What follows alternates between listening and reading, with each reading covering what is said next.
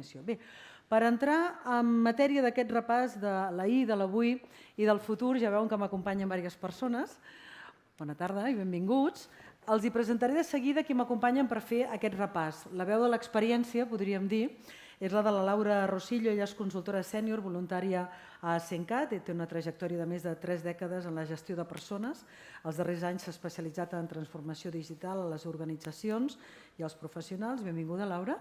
Ben hallada, que diu. Ben trobada. Moltes gràcies. També tenim en Joan Clotet, benvingut, humanista digital, assessor en el talent digital, ha ocupat diversos càrrecs de responsabilitat a importants organitzacions en els darrers 25 anys i ell ens plantejarà una mica des del punt de vista de la direcció en les preguntes que jo plantejaré. Benvingut també. Moltes gràcies. I per oferir la perspectiva de la generació millennial hi ha la Núria Berzal. Ella és Talent Acquisition Manager amb experiència en diversos sectors d'activitat i entorns internacionals i és una ferma defensora de l'impuls del talent humà com a motor de canvi i de seguida ens explicarà el perquè. Benvinguda. A la presentació d'aquesta o a la planificació d'aquest acte s'ha fet una cosa que m'ha semblat terriblement interessant, que és que s'ha pogut parlar directament amb les persones afectades, molts dels que esteu aquí. I s'ha fet una enquesta que em sembla fascinant perquè s'ha entrevistat a 300 persones i se li ha preguntat el que plantejarem ara sobre el passat, el present i el futur, com ho veuen. I les dades jo crec que són prou rellevants perquè les comentem tots tres. Per exemple, quan se'ls pregunta com es diu a l'àrea on vostè treballa, gairebé no hi ha cap departament que es digui departament de personal, aquella vella qualificació. Hi ha persones, recursos humans, relacions humanes, veuen alguns exemples aquí, per exemple. El canvi de nom també ha canviat la funció o és una qüestió cosmètica, Laura? Jo crec que és bastant cosmètica, perquè, a veure, venim de... Escolti, que té dret a tenir la seva opinió. Estan d'acord. No hem de patir, estan d'acord. A veure, venim d'una crisi, de l'anterior, la del 2008, que va fer que recursos humans tornés al control. Aleshores, jo crec que la pandèmia ens ha canviat veritablement les prioritats i ens han canviat les necessitats. I aleshores, una de les coses que està passant és això, el buscar un nom que sigui un nom nou. El que passa és que no el trobem. No el trobem i jo he vist unes targes al·lucinants de director de felicitat, coses d'aquest tipus. Vull dir, sí que és una mica cosmètic. I estàs d'acord, Joan? Després la Núria? En part sí, però jo crec que les paraules també tenen significat, tenen força, tenen una intenció al darrere. I sempre hi ha la intenció del que la fa i la interpretació del que el rep. I quan parles de recursos humans o qualsevol àrea, sempre hi ha la visió del que l'escolta. Llavors hi ha, com diu la Laura, molta creativitat, però independentment de l'etiqueta jo penso que el que hi ha darrere, és a dir, la visió, la intenció, els serveis del departament, els comportaments diaris consistents, que això no és tan senzill, i realment, per mi l'important realment és que, a banda com ens diguem, jo preferiria que recursos humans en algun moment també diguem el que has dit fa una estona, que ja ningú es diu així, particularment no m'agrada especialment, intento evitar dir-ho, però independentment de com ens diguem tampoc ens fustiguem, l'important és ser percebuts com ens agradaria, aquest per mi és el punt. Núria, com ho has vist tu? Que segurament ja no has conegut cap departamento de personal per l'edat. Mi padre me acuerdo que los llamaba reverendo hermana. Hace ya un montón. Yo creo que nos lo tenemos que creer, que sobre todo es un departamento que está al servicio de las personas para que las organizaciones funcionen. Entonces, para mí es súper importante que toda la gestión del cambio que estamos impulsando los profesionales de recursos humanos, los nuevos tiempos y toda esta vorágine que está aconteciendo, creo que lo más importante es la credibilidad. O sea, el nombre es un nombre al fin y al cabo, pero lo potente, lo bonito es liderarlo y llevarlo a buen término. Entonces, estoy de acuerdo con lo que decía Laura, O sea, creo que estamos encontrando todavía ese nombre porque estamos avanzando en ese camino, Y llegar a un punto en donde haga ¡pam! Y la magia sea y realmente incluso nosotros mismos nos sintamos cómodos, Lo que decías tú, al fin y al cabo, director de felicidad, people, operations, human, personas, ¿qué somos? O sea, sabemos para lo que trabajamos, eso està seguro. Potser és important només el fet que hi hagin ganes de canviar-ho perquè ja ningú s'atreviria a tornar a posar direcció de personal.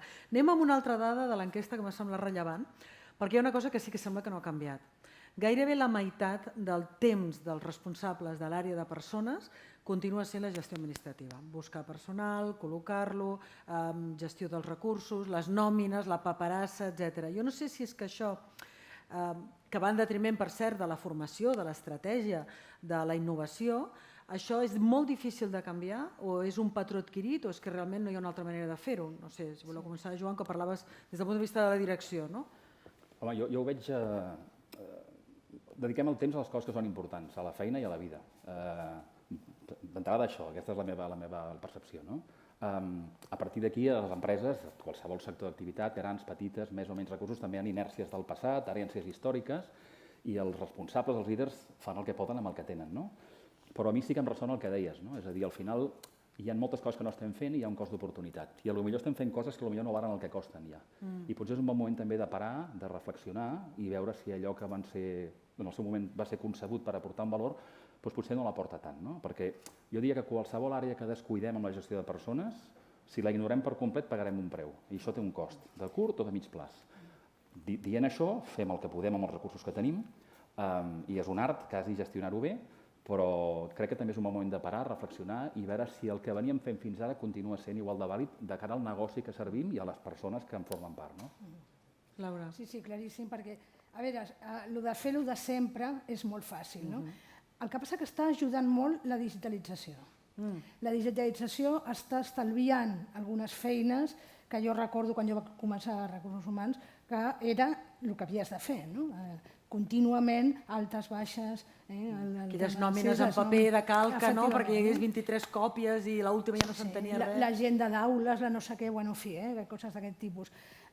La digitalització ha vingut per ajudar-nos, no per fer-nos fora, d'alguna manera, i jo crec que en el moment en què veritablement estigui molt desenvolupada a moltes empreses, que no està tan desenvolupada com diuen, que aquesta és una altra, en aquest moment jo crec que la funció de recursos humans, o com li vulguin dir, es podrà dedicar al desenvolupament de les persones, claríssimament.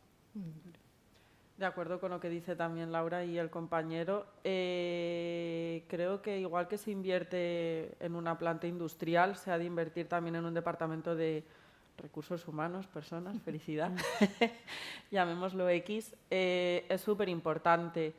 Jo soy ha d'haver quizá... I+D, no? També en l'àrea de recursos humans, és una mica això, no? Sí, totalmente. Yo quizás soy la más joven de la mesa, seguro, y siempre en las diferentes funciones que he cumplido he tenido como función el impulsar esa innovación e impulsar esa gestión del cambio, ¿no? Y siempre me he encontrado en las diferentes empresas en las que he estado con que hay una parte administrativa, pero luego están las ganas. Entonces, ¿con qué me quedo? Con que la voz de la experiencia y la parte tradicional tiene que ser, pero que nos tenemos que centrar, ¿no? También en caminar en una dirección hacia el futuro.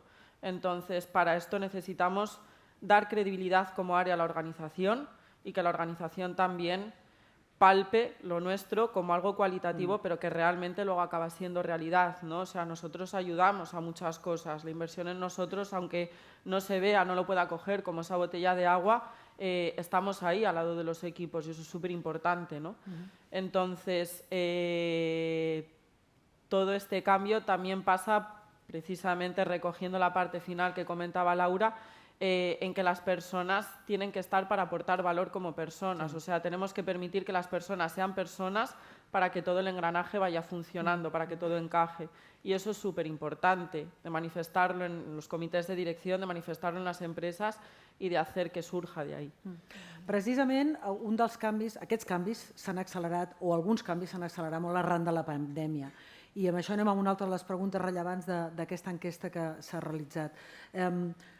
Els recursos humans van haver de fer una revolució interna tecnològica i també mental, no? Perquè molta gent no va poder anar a treballar, no parlem de tot el tema dels ERTEs, EREs, les habilitats de les famílies, en fi, ha sigut terrorífic, però també ha portat una cosa nova, que són noves formes de tecnologia, noves formes de comunicació, que estaven sobre la taula però que ningú se les creia i tothom li feia com molta por aplicar-les i ara per nassos s'han hagut d'aplicar.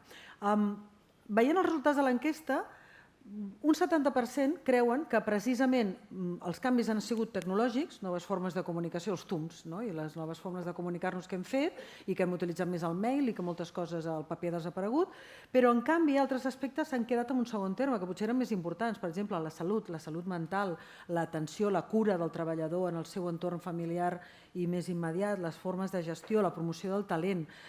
Creieu que aquesta revolució que ens sembla que ha passat amb la pandèmia es quedarà només amb això, amb les noves formes, el treball híbrid, els Zooms i tot això, o aquesta segona part que sí que ha tret una mica al cap, no? De bueno, com esteu, com us trobeu, hi ha algun problema mental o algun patiment, es quedarà o desapareixerà quan ens oblidem de la pandèmia? Jo sóc molt optimista, mira molt que bé. optimista. Perfecte. I jo crec que no hi ha marxa enrere.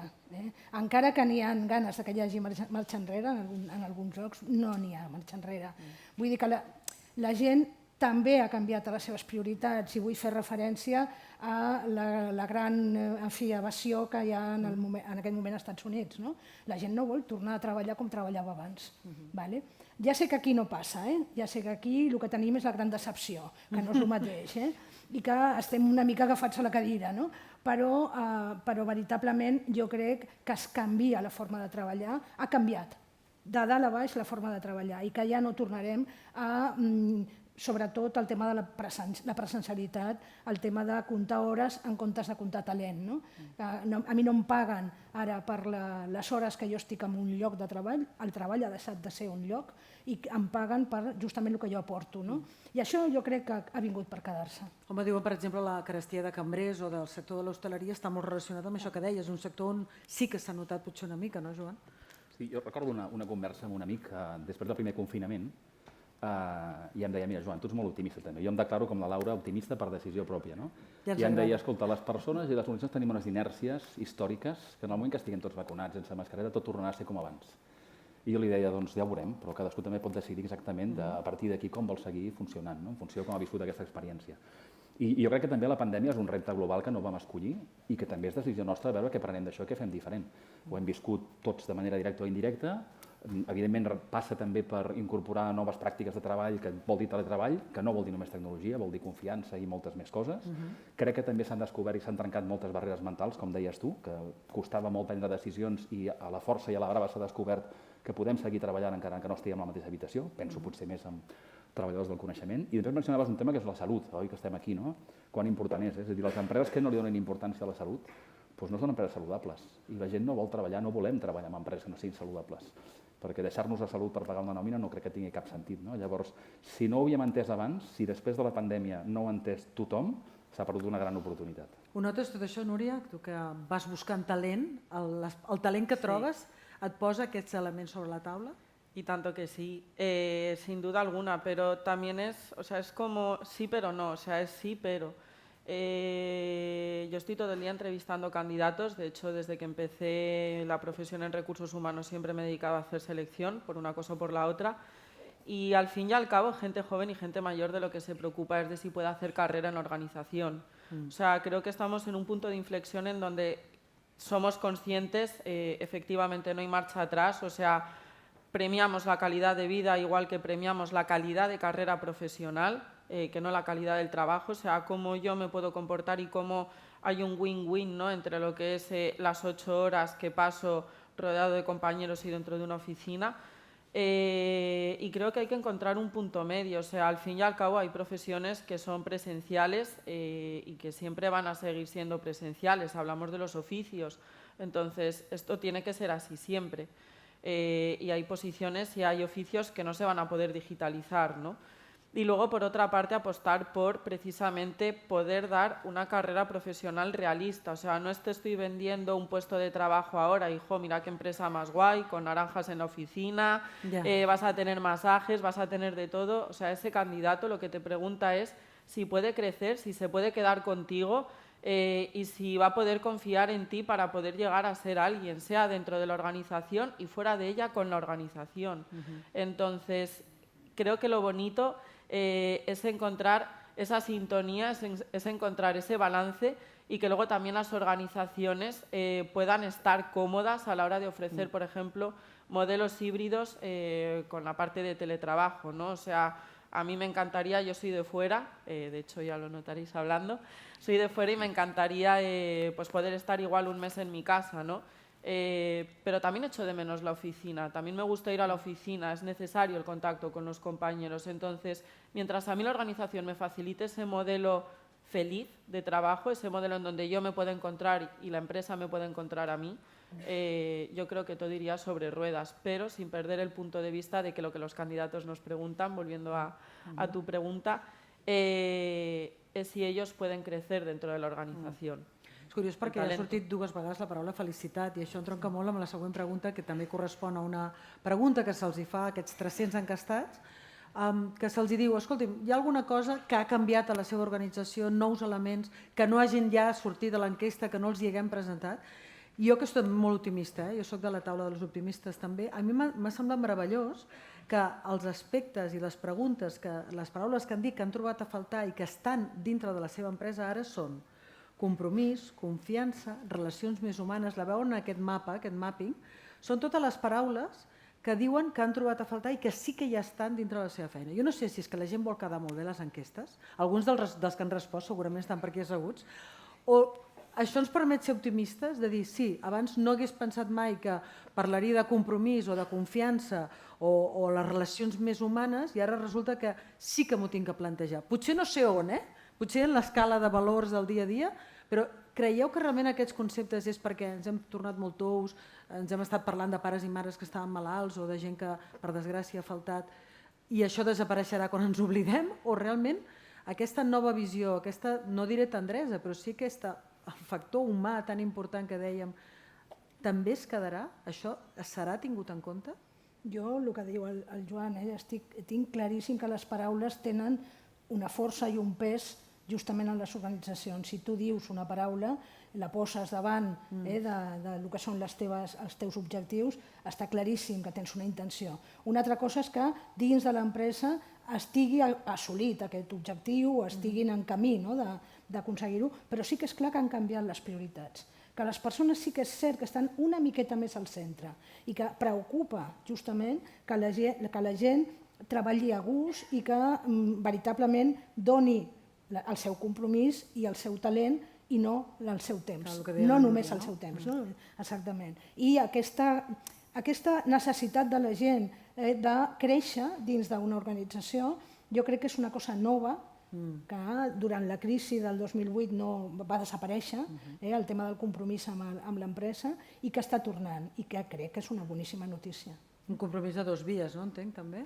Sí, jo m'agradaria afegir que el valor de preguntar, és a dir, aquesta mostra és petita però representativa, i a vegades preguntem poc i assumim massa coses i el cervell necessita fer associacions ràpides per estalviar energia, no? I crec que s'ha de ser, és un moment especialment vàlid per ser humil i ser valent i preguntar a la gent què pensa.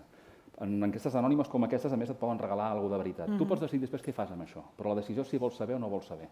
Llavors, si preguntes de manera recurrent, perquè les coses canvien, doncs pots arribar a intentar equilibrar això, el que l'empresa necessita, amb el que les persones necessiten. Perquè les persones són les que prenen les decisions, les que resolen els problemes, la tecnologia també, i és valuosíssima, i que va lliurar més, i ens augmentarà, però són les persones les que resolen els problemes. I mentre el focus sigui en les persones, per molts anys, hem de preguntar més i hem de crear espais de confiança en què la gent ens digui el que realment pensa. I a partir de saber podem veure què és el que cal per invertir més en confiança, en qualitat relacional i en generar espais on valgui la pena passar la major part de la nostra vida.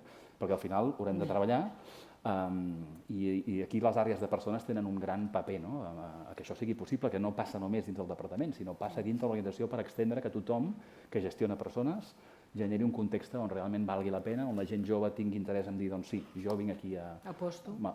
I això que a vegades està més complicat. Núria, veus això? Apareixen aquestes paraules? Tant en els dos, tu estàs al mig de dues taules, no? La taula del talent que està buscant on col·locar-se i la taula de l'empresa que l'està buscant. Aquests conceptes apareixen?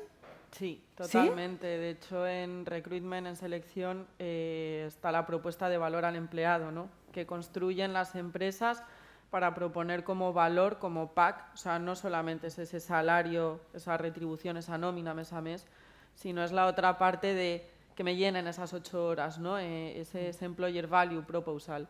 Y todo esto aparece, todo lo que tenemos aquí es una realidad muy grande pero hay que creérselo y si realmente nos lo creemos, pues exactamente igual que el nombre de cómo vamos a llamar a nuestra función y a nuestros departamentos, será cuando brille. Creo que es trabajo de todos, o sea, no es trabajo solamente de recursos humanos, porque al fin y al cabo, si yo me encuentro otro director, otro manager, otro becario, otra persona dentro de la organización que no se crea esto, ¿cómo lo va a trabajar con sus equipos? O sea, es un trabajo de todos, nos tenemos que sentar todos encima de la mesa y definir cómo queremos que esto encaje en nuestra organización.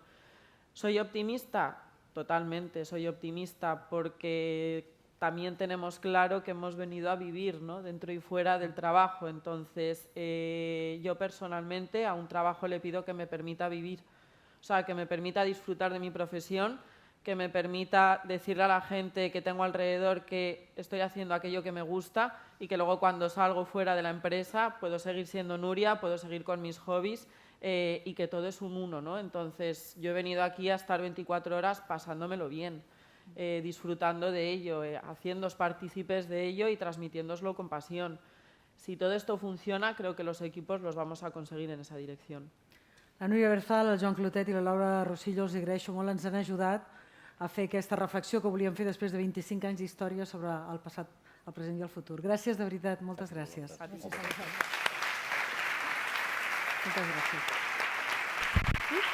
gràcies.